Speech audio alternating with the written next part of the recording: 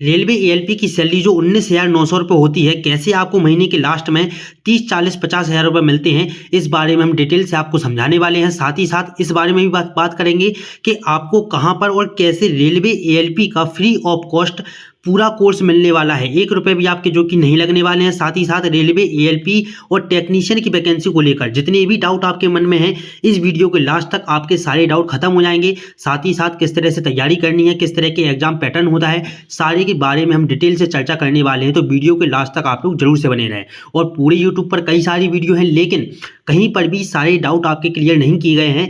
इस वीडियो में आपको एकदम बेसिक से एडवांस तक सारी चीज़ें जो कि समझाई जाने वाली हैं। तो चलिए वीडियो को शुरू करते हैं। देखिए, सबसे पहले अगर हम बात करें रेलवे एएलपी और टेक्नीशियन, जैसा कि आप सभी लोग को पता है, रेलवे एएलपी की 5,000 वैकेंसी और रेलवे एएलपी टेक्नीशियन की, ठीक, रेलवे एएलपी टेक्नीशियन की जो वैकेंसी आने वाली है 9,000 वैकेंसी आने वाली है और फरवरी के अंत तक आपकी वैकेंसी आ जाएंगी।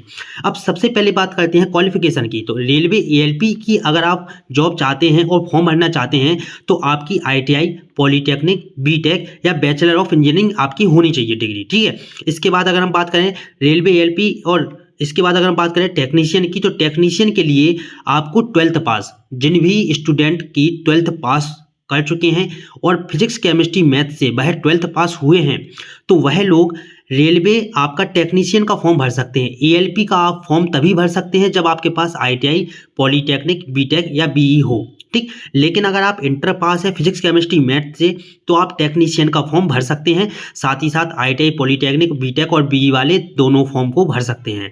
इसके बाद अगर हम बात करें कौन कौन सी ट्रेड जो कि है आपके, कौन कौन सी ट्रेड वाले आपके ये एग्जाम को दे सकते हैं, तो सबसे पहले अगर हम बात करें आईटीआई वाले, तो आईटीआई में इलेक्ट्रीशियन हो, आपकी फिटर हो, वायरमैन हो, आपकी रेफ्रिजरेशन और एसी हो या मैकेनिकल मोटर व्हीकल हो।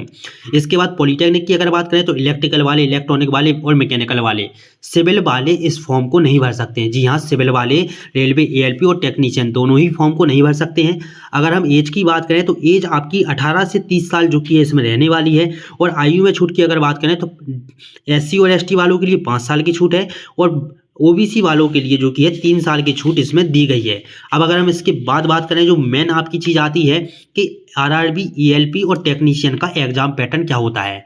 सबसे पहले आप सभी लोग एक चीज़ नोट कर ले कि रेलवे एएलपी और टेक्नीशियन दोनों का 2 एग्जाम होते हैं, सीबीटी 1 और सीबीटी 2, और सेम जो कि है प्रोसेस सीबीटी 1 और सीबीटी 2 की होती है। केवल और केवल रेलवे एएलपी और टेक्नीशियन में एक ही अंतर है, रेलवे एएलपी में साइको टेस्ट होता है और रेलवे एएलपी टेक्नीशियन में आपका सबसे पहले सीबीटी 1, सीबीटी 2 और इसके बाद डायरेक्ट आपका डॉक्यूमेंट वेरिफिकेशन होते हैं।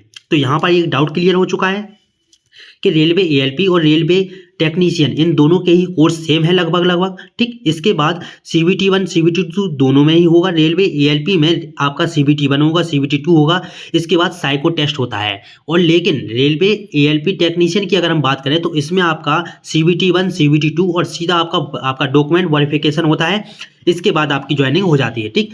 सीबीटी 1 की अगर हम बात करें तो किस तरह से कौन से सब्जेक्ट इसमें रहने वाले हैं, कितने नंबर के कौन से सब्जेक्ट आएंगे, देखिए जानते हैं। मैं 20 क्वेश्चन आपके आएंगे 20 नंबर के, मतलब कि एक क्वेश्चन 1 नंबर का रहने वाला है। इसके बाद अगर हम बात करें रीजनिंग की, तो रीजनिंग के 25 क्वेश्चन आने वाले हैं, हर क्वेश्चन 1 नंबर का रहेगा, 25 नंबर की आपकी रीजनिंग आएगी। साइंस की बात करें तो 20 नंबर की आपकी साइंस आएगी और 20 नंबर ही जो कि इसके रहने वाले हैं, ठीक। 20 क्वेश्चन आपके आएंगे, ठीक। अगर देखिए, जिन भी स्टूडेंट की जीके जीएस कमजोर है या जीके जीएस याद नहीं होती है, कोई भी समस्या होती है, तो उनके लिए बहुत ही सुनहरा मौका है। केवल जीके जीएस आपकी 10 नंबर की आएगी। 10 नंबर में भी हम आपको बता देते हैं, आपको फोकस करना है स्टैटिक पर और करंट अफेयर पर। करंट अफेयर आपको 4 से 5 महीने की पढ़नी है, आगे हम इसके बारे में चर्चा करेंगे। देखिए, एग्जाम टाइम आपका होता है, जो सीबीटी 1 के लिए एग्जाम टाइम आपका होता है 60 मिनट, 75 नंबर के क्वेश्चन आपको करने होते हैं, ठीक। नेगेटिव मार्किंग जो होती है 1/3 की नेगेटिव मार्किंग होती है, मतलब कि 3 क्वेश्चन जब आपके गलत होंगे तो आपका एक सही वाला क्वेश्चन भी उसमें चला जाएगा।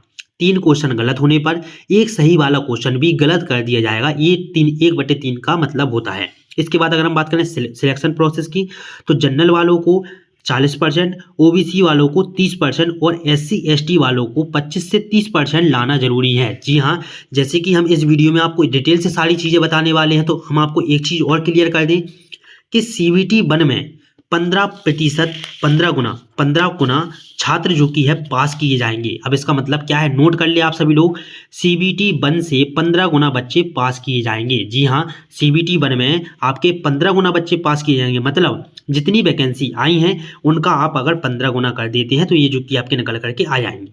अगर हम मान लें कि रेलवे ALP की जो 5000 प्लस पद निकले हैं, तो अगर हम मान लें कि रेलवे ALP के 6000 अगर आपके पद होंगे तो 6000 में हमें 15 को गुना कराना है, मतलब कि 90,000 लोगों को CBT 1 में पास किया जाएगा। आप मान के चलें कि 90,000 लोग CBT 1 पास करने के बाद CBT 2 एग्जाम में पहुंचेंगे। लेकिन इसके लिए आपको कितने नंबर लाने की आवश्यकता है तो हम आपको बता चुके हैं।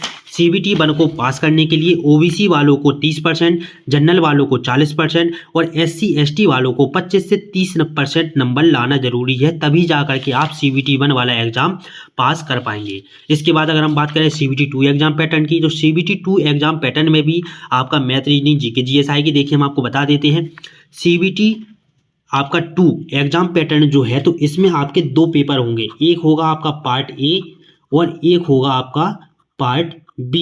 2 आपके पेपर होने वाले हैं CBT 2 में। तो अगर हम पार्ट A की बात करें तो पार्ट A में आपके सब्जेक्ट रहने वाले हैं math, reasoning, basic science, involvement, ED और CA, मतलब कि आपकी करंट अफेयर और आपका जनरल अवेयरनेस। ठीक, जनरल अवेयरनेस और करंट अफेयर। अब अगर हम बात करें यहाँ पर मैथ, आपकी 25 क्वेश्चन आएंगे, 1 नंबर का 1 क्वेश्चन होगा और आपके 25 नंबर के ये आपके टोटल क्वेश्चन होंगे। रीजनिंग आपकी आएगी यहाँ पर 25 क्वेश्चन 25 नंबर के। बेसिक साइंस और आपके इन्वायरमेंट स्टडी प्लस ED, ठीक, इन्वायरमेंट स्टडी, ED और बेसिक साइंस, इन तीनों की ही क्लास आपको इसी चैनल पर देखने को मिलेगी। अब इतना जो पोर्शन है ये आपका 40 नंबर का आता है। मतलब आपको लगभग इंटर तक की, हाई स्कूल तक की भी आपकी अगर बेसिक साइंस कंप्लीट है पूरी तरह से, फिजिक्स, केमिस्ट्री और बायो, इसके बाद इन्वायरमेंट स्टडी और ED आपको कंप्लीट और करनी है। और आपकी बेसिक इलेक्ट्रिकल से भी क्वेश्चन इसमें आते हैं, 40 नंबर की आती है और 40 नंबर जो कि आपको इसमें 40 क्वेश्चन ही देखने को मिलेंगे।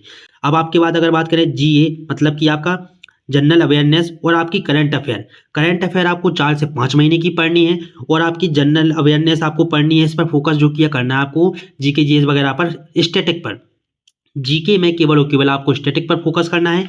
अगर हम बात करें तो टोटल नंबर इसमें 100 नंबर का आपका CBT 2 का एग्जाम होता है, जिसमें आपको 90 मिनट मिलते हैं और इसमें भी 1/3 की माइनस मार्किंग होती है, 1/3 की जो कि है नेगेटिव मार्किंग होती है। अब अगर हम बात करें इसके बाद हम आगे चलते हैं, तो हमने CBT 1 के बारे में समझ लिया, CBT 2 के बारे में समझ लिया। अब हम CBT 2 के पार्ट B की बात करते हैं, जो मोस्ट इंपॉर्टेंट है। देखिए एक बात आप नोट कर ले, इस पूरे एग्जाम में आपका जो अहम भूमिका निभाने वाला है वो CBT 2 का पार्ट B है। जी हाँ, CBT 2 में जो आपका पार्ट B होगा ये एक बहुत ही अहम भूमिका निभाने वाला है इस पेपर में। यहीं से आपकी जो कि है इस आप पेपर को क्वालिफाई कर पाएंगे। सबसे पहले अगर हम बात करें CBT 2 के पार्ट B की, तो एक बात आप अच्छे से समझें कि इसमें ट्रेड एग्जाम है। ये आपकी जो भी ट्रेड है, इलेक्ट्रिकल, इलेक्ट्रॉनिक, मैकेनिकल, जो भी आपकी ट्रेड हो उसी के क्वेश्चन इसमें आपके पूछे जाएंगे। 75 क्वेश्चन आएंगे 75 नंबर के और 1/3 की माइनस मार्किंग होगी। जी हाँ, एक बार आप फिर से सुने, ट्रेड एग्जाम होने वाला है आपका ये वाला। इसमें आपकी ही ट्रेड से 75 क्वेश्चन आएंगे, मतलब कि अगर आपने पॉलीटेक्निक की है, ITI की है, तो आपने पूरी साल भर में जो कुछ भी पढ़ा है उन्हीं के बारे में इससे क्वेश्चन आएंगे। ठीक, अब पहला नोट यहाँ पर आप देख सकते हैं कि एक ही दिन में CBT 2 का पार्ट A और पार्ट B कराया जाएगा और ट्रेड एग्जाम ही सिलेक्शन दिलाएगा। जी हाँ, ट्रेड एग्जाम से ही आपका सिलेक्शन होगा और एक ही दिन में आपका CBT 2 का पार्ट A और पार्ट B जो कि आपको करवाया है। ठीक, इतनी चीज़ आपको समझ में आ गई होगी। इसके बाद अगर हम बात करें सेकंड पॉइंट की, तो पार्ट B अगर क्वालिफाई नहीं किया तो पार्ट A की कॉपी चेक नहीं होगी। जी हाँ, अगर आपने CBT 2 का पार्ट B क्वालिफाई नहीं किया तो आपकी पार्ट A की कॉपी चेक नहीं होगी। थर्ड पॉइंट पर अगर हम आते हैं तो पार्ट B पास करना है, ट्रेड वाले क्वेश्चन पर फोकस करना है। पार्ट B केवल और केवल आपको पास करना है। जी हाँ, आपको CBT 2 का जो आपका सेकंड वाला पार्ट है यह केवल और केवल क्वालिफाई एग्जाम है। इसमें केवल आपको 35% अंक लाना आवश्यक है। ट्रेड आपका जो ट्रेड एग्जाम होगा CBT 2 का पार्ट बी, इसमें केवल 35% अंक लाना आवश्यक है। ये केवल क्वालिफाई एग्जाम है। इसके बाद आपका जो कि है मेन होगा CBT 2, और CBT 1 में से आप पास होने के बाद ही CBT 2 में आ पाएंगे। अब अगर हम बात करें मेन चीज़ की, जो सैलरी आपकी इसमें रहने वाली है, जैसा कि हम सभी लोगों को पता है कि जो बेसिक सैलरी है जो आपके फॉर्म में लिखी हुई है वो आपकी है 19,900 रुपये। कितनी है? 19,900 रुपये। लेकिन एक चीज़ आप यहाँ पर देखें, railway ALP assistant loco pilot जो नौकरी होती है, इसमें आपकी पर किलोमीटर के हिसाब से पैसे काउंट भी होते हैं। जैसे कि 1 किलोमीटर के आपको मिलते हैं 3.76 रुपये। 1 किलोमीटर के 3.5 रुपये लगभग आपको मिलते हैं।